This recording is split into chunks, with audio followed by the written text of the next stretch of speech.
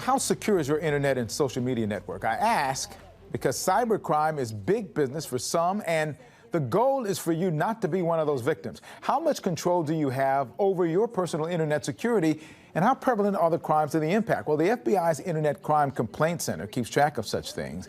And for the year 2021, there were 847,376 reported cases of internet fraud, resulted in $6.9 billion in losses. Business-related email compromise resulted in more than $2 billion in losses. So you can see it can be a big problem for those who aren't vigilant. So joining me this morning to talk about what you need to know, David Fenn, Vice President at the College of Healthcare Information Management Executives. The acronym is CHIME. Good morning to you, and tell me, the folks out there, what CHIME is. Happy to. CHIME, as you said, is the College of Health Information Management Executives, founded 30 years ago by healthcare organizations that were just starting to bring IT into the hospital. So it was the CIOs who knew they had some things to do around medical records, and 30 years ago cyber wasn't a thing, but as it has grown, the need has grown in healthcare as well as other sectors. And you've been recognized for your expertise in this. The Baldrige Foundation Award for Cybersecurity, which you're going to be receiving coming up. They don't give that to too many people, and that's a good thing. Congratulations on that. Thank you. I appreciate it. I like to think it's a longevity award more than anything, though. I've been doing cybersecurity for 36 years. And how that's evolved through the years now. Indeed. Right? Talk about some of the things, simple things we can do to stay secure. For example, you say that there's sometimes information people can get from your email address alone. Absolutely. I kind of three themes that I always strike, and they're not only for businesses, but they're for individuals as well. And the first thing is we can't allow IT and security to take care of our data for us.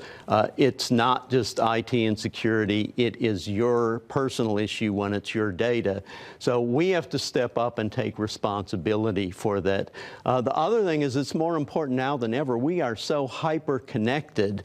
Everyone's on a phone, on a pad, on their computer, and we connect to everything. We put data in those systems, we store our credit cards at vendors, and yet we don't think about where that data is going.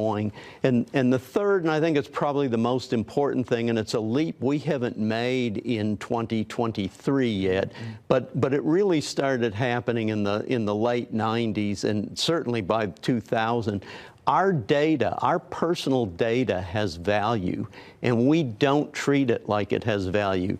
Every retailer we connect to, every bank, every site we go to, understands the value of our data, but we don't. We have to learn to protect it. Can it be as simple as something as just strong passwords and multi-factor authentication, or is there a lot more to that, or those things starting out could be very helpful? Those would be very helpful to start with. Multi-factor authentication solves a lot of security issues, but I'm guessing you don't ever get spam email or email you didn't ask for, right? Yeah, I get tons of it. So yeah, multi-factor can help reduce that as well. And every time you're getting an email, that is a potential vector or connection. You click the wrong link, you hit the wrong button, and all of a sudden somebody has information, your information about you that you didn't intend for them to have. And nowadays, children are getting much more involved with those kinds of devices. What kinds of advice do you give for parents to help them keep their children away from the kind of challenges? Great question, and it really comes back to thinking about the value of that data and what's on it, something we don't do.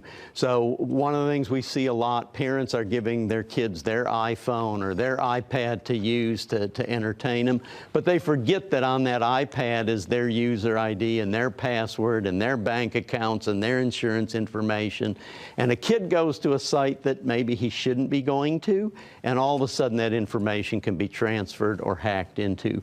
So we have to think about the data, we have to think about the controls on those devices. One of the things I always advise people, you were talking about social media, is know what the settings are on your phone. One of the things we found in some research several years ago is we sign up for an application and we think that app is only feeding data to the location we signed up for. for? Well, what we found in our research is that your iPhone or your any cell phone has access, the operating system has access to all that data, and it will ship it to up to 14 or 15 other sites that we don't know about. Primarily marketing, but bad guys can get in the middle of all of that. Wow. Okay, so I'm going to ask you to stick around. We're going to do a little bit Newsmakers Extra. I'm telling this to my control room guys. We're going to do a little bit extra. But what is your biggest frustration with people who just let their guards down about this? What I tell people is you don't leave your house unlocked in the morning. You don't park your car in the garage and not lock it. We need to think about the value of our data. We think there's expensive things in our house. We don't want someone to take our car. But with our data, they can go buy cars and houses and hit us even harder. So think about your data. David Finn, thank you. Congratulations on the Baldrige Award. We're going to talk more on our Newsmakers Extra. Thank you again for the advice for the viewers. We appreciate it.